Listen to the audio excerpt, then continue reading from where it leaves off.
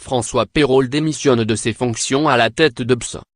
Il avait été nommé à la tête de l'ensemble mutualiste né des banques populaires et des caisses d'épargne en février 2009, dans la foulée de la crise financière. La nomination de M. Pérolle, en urgence, était intervenue sur fond d'accusations de parachutage durant 2 ans auparavant. Cet ancien de la banque Rothschild avait en effet été le secrétaire général adjoint de l'Élysée sous la présidence de Nicolas Sarkozy.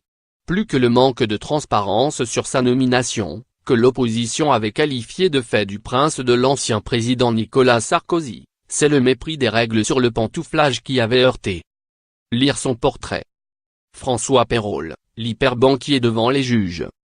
La loi en France interdit à un fonctionnaire de travailler pour une entreprise qu'il a surveillée, contrôlée ou sur laquelle il a formulé des avis, s'il ne laisse pas un délai de 3 ans entre son passage du public au privé. Or François Pérolle était l'un de ceux qui, depuis l'Élysée, avait piloté en 2009 la fusion de la Caisse nationale des caisses d'épargne et de la Banque fédérale des banques populaires, rebaptisé Projet Secana. Sa nomination avait donc fait polémique, et une enquête pour prise illégale d'intérêt ouverte. De ce procès, François Pérolle est sorti blanchi en 2017, malgré l'appel du parquet national financier, qui avait requis 2 ans de prison avec sursis, 30 000 € d'amende et une interdiction d'exercer toute fonction publique. Une relaxe qui avait permis à François Pérolle d'être confirmé pour un second mandat de 4 ans à la tête de BS, à l'unanimité de son conseil de surveillance. Lire aussi.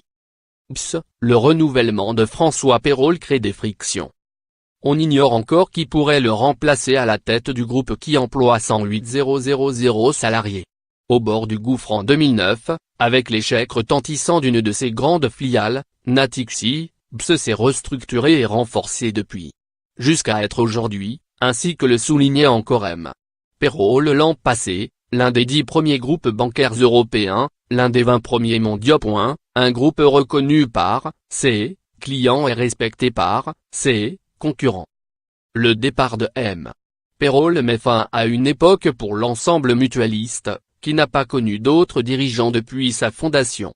Elle intervient également à un tournant pour BS, qui vient d'engager un plan stratégique à l'horizon 2020 et qui a vu en début d'année l'une de ses principales dirigeantes, Marguerite Bérard-Andrieux, partir pour rejoindre BNP Paribas.